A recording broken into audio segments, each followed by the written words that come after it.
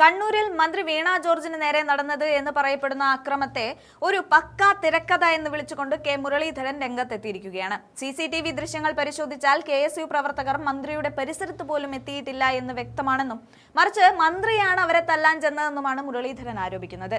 ഭീരുക്കൾ എന്ന് വിളിച്ചുകൊണ്ട് പ്രതിഷേധക്കാർക്ക് നേരെ ഓടിയെത്തുന്ന മന്ത്രിയെ പോലീസ് വളരെ പണിപ്പെട്ടാണ് ശാന്തമാക്കിയത്. മറ്റൊരു പ്രധാന കാര്യം, മന്ത്രിയെ പരിയാരം മെഡിക്കൽ കോളേജിലേക്ക് മാറ്റിയത് ഒരു CPM പാർട്ടി ഓഫീസിലേക്ക് മാറ്റിയത് പോലെയാണെന്നാണ് അദ്ദേഹം പരിഹസിക്കുന്നത്. കണ്ണൂർ റെയിൽവേ സ്റ്റേഷനിൽ സ്പീക്കർ ഷംസീറിനെ കാണുന്നത് വരെ മന്ത്രിക്ക് ഒരു കുഴപ്പവുമില്ലായിരുന്നു.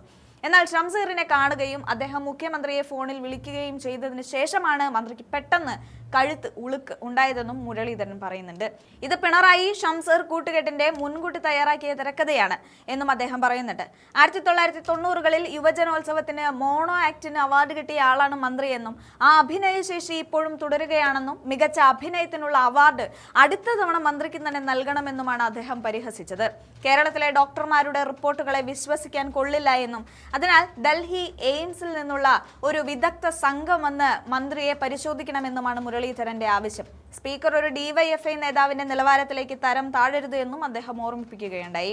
അതുപോലെ UDFന്റെ പുതുയുഗ യാത്രയെ തകർക്കാനാണ് സർക്കാരിന്റെ ശ്രമമെങ്കിൽ അതിനെ അതേ നാണയത്തിൽ തന്നെ നേരിടുമെന്നും കെ മുരളീധരൻ മുന്നറിയിപ്പ് നൽകി കഴിഞ്ഞു. എന്തായാലും അദ്ദേഹത്തിന്റെ പ്രതികരണ വീഡിയോ നമുക്ക് മുഴുവനായി കണ്ടുനോക്കാം. കരിങ്കൊടി കാണിക്കാൻ ചെന്ന KSUവിന്റെ പ്രവർത്തകർ മന്ത്രിയുടെ പരിസരത്ത് പോലും എത്തിയിട്ടില്ല. മാത്രമല്ല മന്ത്രിയാണ് അവരെ തല്ലാൻ പോയത്. എല്ലാവരും കണ്ടു. ഭീരുക്കളെന്ന് വിളിച്ച് അങ്ങോട്ട് ഓടിപ്പോകുന്നതും പോലീസ് വളരെ പണിപ്പെട്ട് മന്ത്രിയെ ശാന്തമാക്കുന്ന രംഗങ്ങളൊക്കെ CCTVയിൽ ഇപ്പോൾ കണ്ടുകൊണ്ടിരിക്കുക. പിന്നെ എങ്ങനെയാണ് മന്ത്രിയെ ആക്രമിച്ചു എന്ന് പറയുന്നത്? അത് മാത്രമല്ല, ഇന്നലെ രാത്രി മന്ത്രിയെ പെരിയാരം മെഡിക്കൽ കോളേജിലേക്ക് മാറ്റി. പെരിയാരം മെഡിക്കൽ കോളേജ് എന്ന് പറഞ്ഞാൽ ഇപ്പോൾ ഏതാണ്ട് CPMന്റെ പാർട്ടി ഓഫീസാണ്. അവിടുത്തെ ചികിത്സാ പിഴവുകളെക്കുറിച്ച് നിരന്തരം പരാതി വരുന്ന ഒരു മെഡിക്കൽ കോളേജാണ്.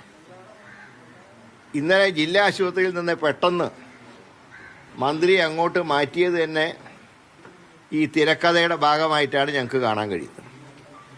ഏറ്റവും രസകരമായിട്ടുള്ള കാര്യം, 1-ാം നമ്പർ പ്ലാറ്റ്ഫോറത്തിൽ നിന്ന് ചിരിച്ച് വർത്താനം പറഞ്ഞ് മൂന്നാമതെത്തിയപ്പോഴേക്ക് എങ്ങനെയാണ് പെട്ടെന്ന് കഴുത്ത് ഉളുക്കിപ്പോയത്?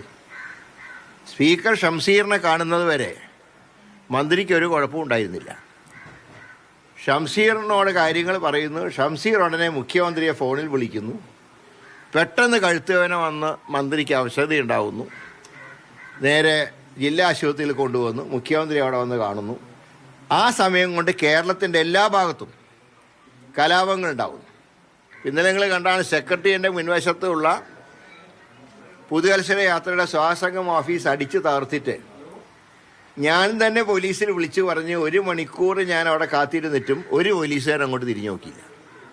അപ്പോൾ ഇതൊക്കെ ഒരു പ്രീ പ്ലാൻഡാണ്.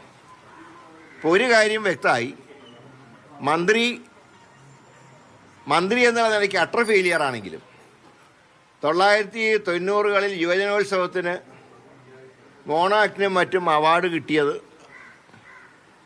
അതിൻ്റെ ഒരു റിഹേഴ്സലായിരിക്കാം, അതിൻ്റെ ഒരു തുടർച്ചയായിരിക്കാം ഇന്നലത്തെ സംഭവം. അപ്പോൾ അതിന് ഏതാണ്ട് നല്ല കപ്പാസിറ്റി ഉണ്ട്. വാർത്ത വായിക്കുന്ന പോലെ തന്നെ മിടുക്കിയാണ് ഈ അഭിനയിക്കുന്ന കാര്യത്തിൽ. അപ്പോൾ മികച്ച അഭിനയത്തിന് ഒരു അവാർഡ് അടുത്ത വർഷം സത്യത്തിൽ ഈ മന്ത്രിക്ക് കൊടുക്കണമെന്നാണ് ഞങ്ങളുടെയൊക്കെ അഭിപ്രായം.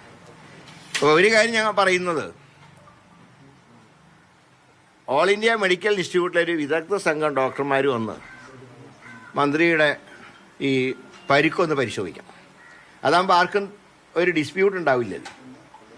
ഡൽഹിയിൽ നിന്ന് തന്നെ വിദഗ്ധ സംഘം ഡോക്ടർമാർ വന്ന് പരിശോധിച്ച് എന്താണ് കുഴപ്പമെന്ന് അറിയട്ടെ.